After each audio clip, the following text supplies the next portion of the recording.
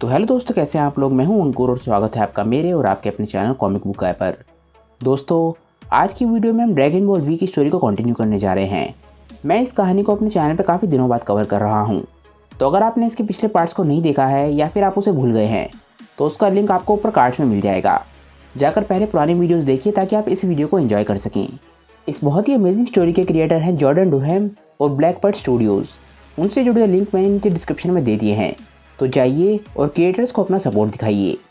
आज की वीडियो शुरू करने से पहले दोस्तों आप सभी से एक छोटी सी रिक्वेस्ट, अगर आपको आज की वीडियो अच्छी लगे तो वीडियो को लाइक करना बिल्कुल मत भूलिएगा और वीडियो को अपने दोस्तों के साथ शेयर भी जरूर कीजिएगा। जिन लोगों ने अभी तक चैनल को सब्सक्राइब नहीं किया है वो चैनल को सब्सक्राइब कर लें ताकि उन्हें सारी की सारी वीडियोस टाइम टू टाइम मिलती रहें। तो चलिए दोस्तों, बिना देरी करे अपने वीडियो पर आते हैं। हम देखते हैं कि टफल्स की शिप आखिरकार सायन किंग की शिप तक पहुंच जाती है और किंग सडाला की शिप को अपनी शिप के अंदर खींचने लग जाती है। एक सायन बोलता है, सर, इन वेव्स की वजह से हमारी शिप के सारे सिस्टम्स खराब हो गए हैं और हमारी शिप अब हिल नहीं पा रही है। किंग सडाला को ये बात सुन के समझ आ जाता है कि वो बहुत ही बड़े खतरे में हैं। वो बोलते हैं कि ये तो बहुत ही बुरा हुआ, उनका प्लान ज़रूर हमें कैप्चर करने का होगा।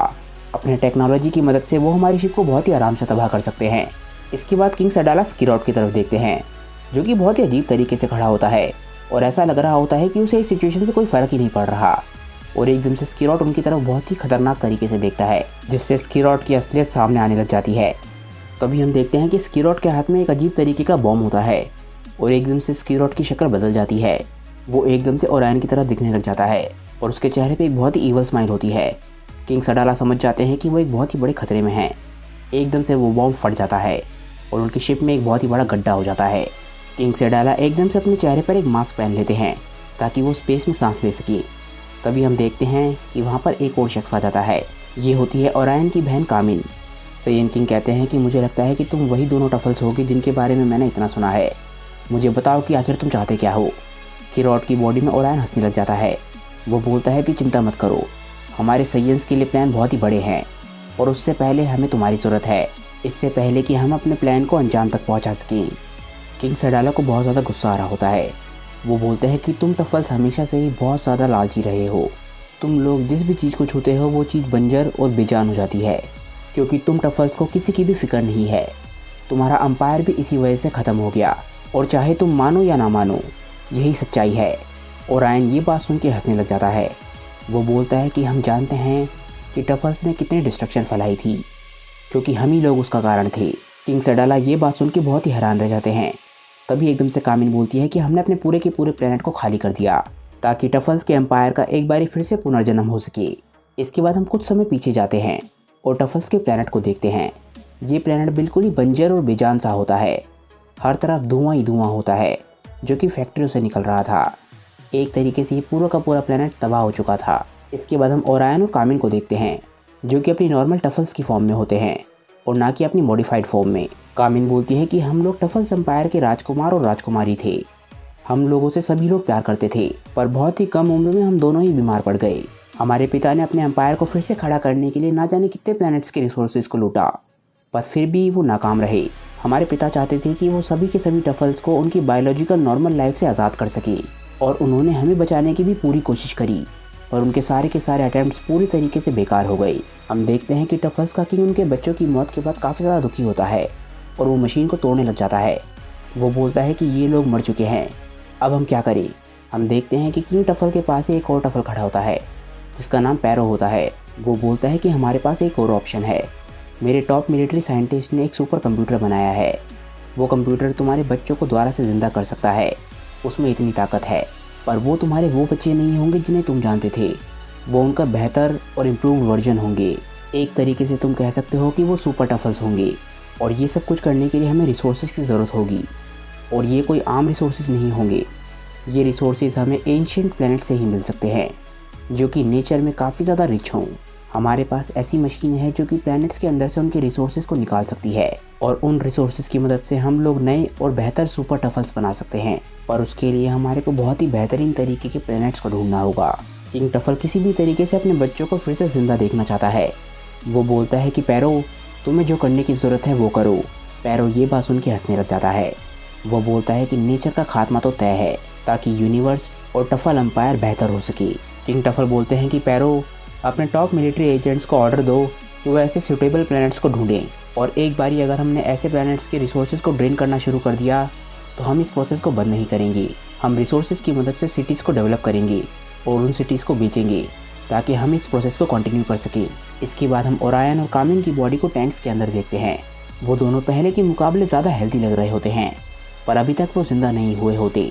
वो दोनों किसी तरीके के सुपर कंप्यूटर से जुड़े हुए होते हैं। तभी वहाँ पे पैरो आ जाता है। वो बोलता है कि ये लोग तो परफेक्ट लग रहे हैं, क्या तुम काम पूरा करने में कामयाब रहे। इसके बाद हम एक साइंटिस्ट को देखते हैं जिसका नाम डॉक्टर प्लम होता है। वो बोलता है कि हाँ, इन दोनों का प्राइमरी ऑब्जेक्टिव अब ये है कि ये टफल एम्पायर को आगे बढ़ाएं। इन लोगों का मकसद ये है कि ये टफल्स की लाइफ को आसान बनाएं और इम्प्रूव करने की कोशिश करें, चाहे वो करने के लिए इन्हें कुछ भी करना पड़े। आखिरकार वो समय आ जाता है जब ओरायन और कामिन दोनों पूरे हो चुके होते हैं। पैरो बोलता है कि बहुत बढ़िया, इन दोनों की प्रोग्रामिंग लगता है पूरी हो चुकी है, अब फैमिलीज़ के मिलने का समय आ गया है। हम देखते हैं कि ओरायन और कामिन दोनों अपने टैंक से बाहर आ जाते हैं और वहाँ पर टफल किंग यानी कि इन दोनों के फादर भी होते हैं।